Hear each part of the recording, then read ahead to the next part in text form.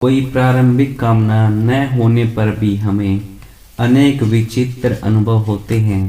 वे कहाँ से उदय होते हैं? महर्षि, अभी वहाँ इच्छा न हो, किंतु पूर्व में वह पर्याप्त मात्रा में थी। अब तुम्हें स्मरण न होने पर भी समय आने पर वह फल दे रही है। ज्ञानी के लिए प्रारब्ध इसी प्रकार शेष रहता है। वास्तव में यह केवल अन्य व्यक्तियों के दृष्टिकोण के अनुसार है।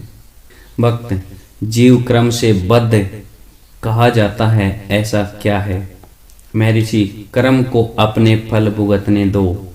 जब तक तुम करता हो तब तक तुम भोगते रहो। भक्त, कर्म के बंधन से कैसे छुटकारा पाया जाए?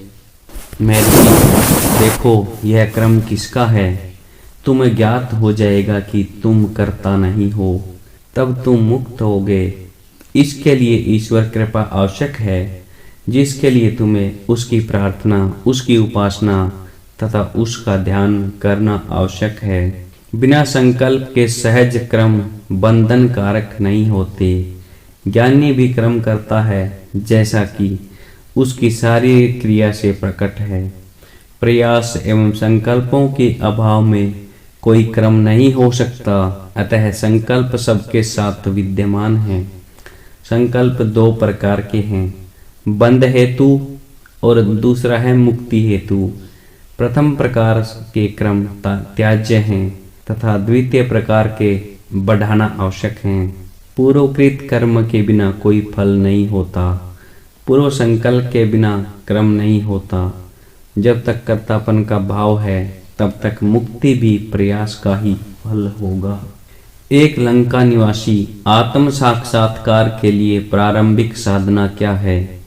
कृपया इस विषय में मेरा मार्गदर्शन करें। पुस्तकों के अध्ययन से कोई लाभ नहीं है। दूसरा व्यक्ति, जो प्रार्थना इन्होंने की है वही हम सब की है। महर्षि, ऐसा ही है। यदि आत्मा पुस्तकों में मिलती तो उसकी अनुभूति अभी तक हो गई होती। इससे बढ़कर कौन सा आश्चर्य होगा कि हम पुस्तकों में आत्मा को खोजें। क्या वह वहाँ मिलेगी? यह अवश्य ही पुस्तकों के पाठन को यह प्रसन्न करेगा तथा आत्मा की खोज करने की समझ दी है।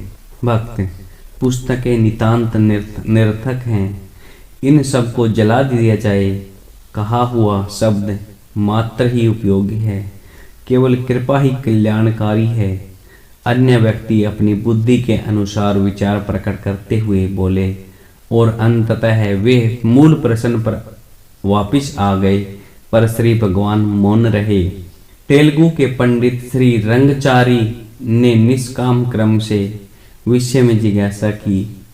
कोई उत्तर नहीं दिया गया। कुछ समय पश्चात श्री भगवान पर्वत पर घूमने गए। उपरोक्त पंडित सहित कुछ अन्य व्यक्ति भी उनके साथ थे। मार्ग में एक कांटेदार लकड़ी पड़ी थी। श्री भगवान ने उसे उठा लिया। वे बैठ गए और धीरे धीरे इसे ठीक करना प्रारंभ कर दिया। कांटे तोड़े गए, गांठें घिसकर समतल की गई।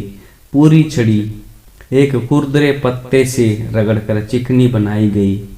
इसे पूरे कार्य में लगभग 6 घंटे लगे। एक कांटेदार लकड़ी से इतनी सुंदर छड़ी बन जाने पर सब आश्चर्य कर रहे थे। जैसे ही सब चले, मार्ग में एक गडरिया लड़का दिखा। गडरिये की छड़ी खो गई थी और वह परेशान था। श्री भगवान ने तुरंत वह नई छड़ी उस लड़के को दे दी और चल दिए। तेलुगु पंडित ने कहा, यह मेरे प्रश्न का यथार्थ उत्तर था। एक और घटना। उस समय आश्रम में 4 कुत्ते रहते थे। श्री भगवान ने कहा कि जब तक वे स्वयं भोजन का कुछ भाग ग्रहण नहीं कर लेते, तब तक ये कुत्ते कोई भोजन स्वीकार नहीं करते। उस पंडित ने इसकी परीक्षा की।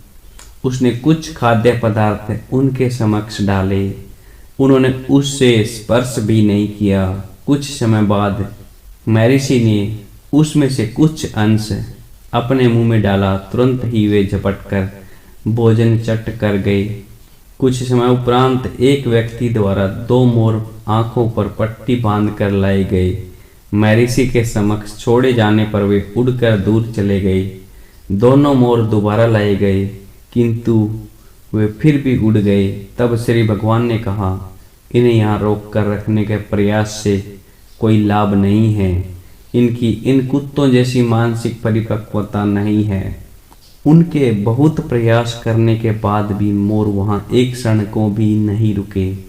महर्षि तथा दो मुसलमानों के मध्य में हुई पूर्व वार्ता। भक्त, क्या ईश्वर का आकार है? महर्षि, ऐसा कौन कहता है? भक्त कहता है, यदि ईश्वर निराकार है तो क्या मूर्ति पूजा उचित है? महर्षि, ईश्वर को छोड़ो, क्यों वह अज्ञात है। तुम्हारे विषय में क्या तुम्हारा आकार है? भक्त, हाँ, मैं अमुक व्यक्ति हूँ और इसी प्रकार। महर्षि, तात्पर्य यह है कि तुम हाथ पांव वाले, दाढ़ी वाले, 3.5 हाथ ऊंचे आदि आदमी हो, क्या यह ऐसा है? भक्त कहता है, निश्चय ही। महर्षि, तब क्या तुम गहन निद्रा में स्वयं को ऐसा ही पाते हो? भक्त, जागृत होकर मैं अनुभव करता हूँ कि मैं सो रहा था, अतः अनुमान से मैं गहन निद्रा में भी ऐसा ही रहा होऊंगा। महर्षि, यदि तुम देह हो तो देहांत होने पर वे शव को क्यों गाड़ते हैं? देह को गाड़ने से मना कर देना चाहिए। भक्त, नहीं, मैं स्थूल देह में सूक्ष्म जीव हूँ।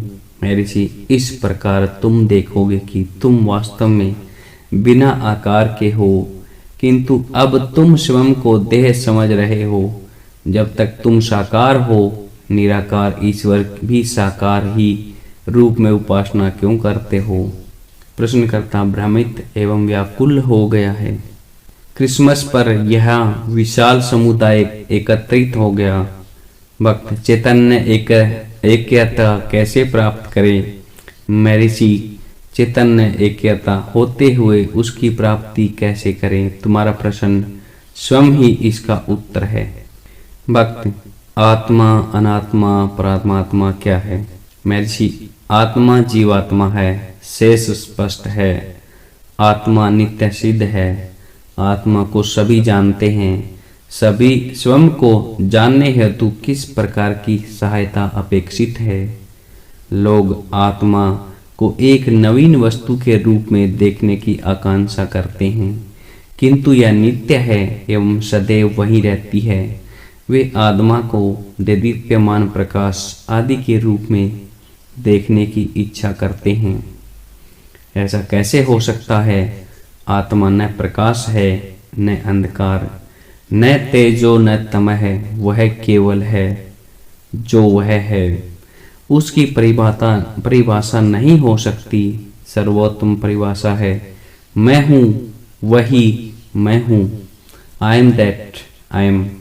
श्रुतियों में आत्मा को अंगूठे के आकार के समान, केश के अग्रभाग के समान, बिजली की चमक के समान, वृहत, सूक्ष्मतम से भी सूक्ष्म आदि बताया गया है। वास्तव में इनका कोई आधार नहीं है। यह अस्तित्व मात्र है, परंतु सत्य एवं असत्य से भिन्न है। यह ज्ञान है, किंतु ज्ञान एवं अज्ञान से भिन्न है। इसकी परिभाषा कैसे की जा सकती है? यह विशुद्ध केवल अस्तित्व है। श्री भगवान ने पुनः कहा है, पूरे थायुमनार साहित्य में उन्हें जो अंश प्रिय है वह है अहंकार के लोप होने पर अन्य में मैं स्वतः पूर्ण तेज आदि में व्यक्त है। उन्होंने पुनः स्कंदर अनुभूति से उदाहरण दिया, न सत्य है न असत्य, न तमस है न प्रकाश, वह है। द्वारा, न सत्य है न असत्य, न तमस है न प्रकाश, वह है।